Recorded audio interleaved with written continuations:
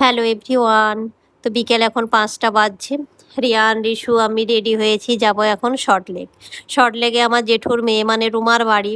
তো অনেক দিন দেখা হয়নি রুমার সঙ্গে, ভাবলাম একবার দেখা করে আসি। ক্যাব করে নিয়েছি ডানলপ থেকে সল্টলেক যাওয়ার জন্য।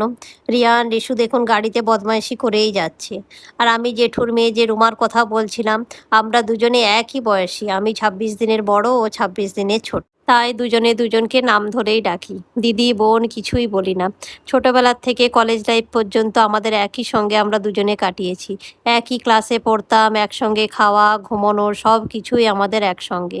কলেজও আমরা একসঙ্গেই যেতাম। আর এখন দূরে দূরে থেকে 2 বছর ছাড়া একবার দেখা।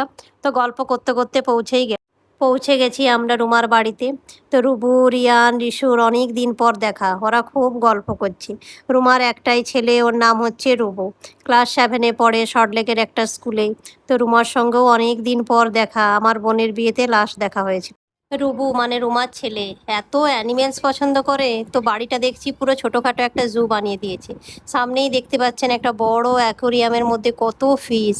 আর একটা ব্যালকনিতে দেখছি একটা খাঁচার মধ্যে রেখেছে বার্ড, কালারফুল বার্ড, অনেকগুলো বার্ড আছে। দারুণ লাগছে দেখতে বার্ডগুলো। আর একটা ব্যালকনিতে রেখেছে দেখছি ক্যাট। ক্যাট একটা ছিল, তো কিছুদিন আগে গাড়ি অ্যাক্সিডেন্টে মারা গেছে ক্যাটটা।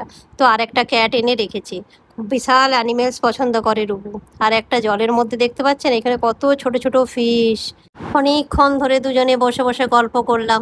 অনেক দিন পর দেখা হলে যা হয়, প্রায় 1.5 বছর 2 বছর পর দেখা হলো দুজনের। তো অনেক গল্প গুজব করে এখন রাত্রি 10টা বাজছে। তো ডিনার করব। আমরা আবার ডানলপ ফিরে যাব।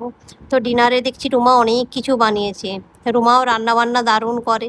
পোলাও বানিয়েছে, চিকেন বানিয়েছে, চিংড়ি মাছের মালাইকারি বানিয়েছে, ইলিশ মাছ বানিয়েছে। রুমার হাজবেন্ড মানে নীলাঞ্জন, ও অফিস থেকে এখনও ফেরেনি।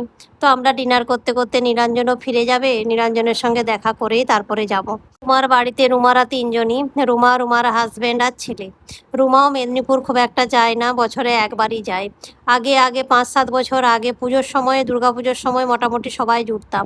আমিও দিল্লি থেকে আসতাম, রুমা কলকাতা থেকে যেত, সবাই মিলে পুজোতে 5-7টা দিন সবাই একসঙ্গে কাটাতো। বেরিয়ে পড়েছি আমরা।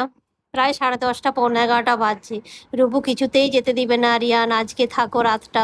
নীলাঞ্জন অফিস থেকে চলে এসছে, দেখা হলো। রুবুর মন খারাপ হয়ে গেছে, রিয়ান রিশুকে কিছুতেই যেতে দিবে না।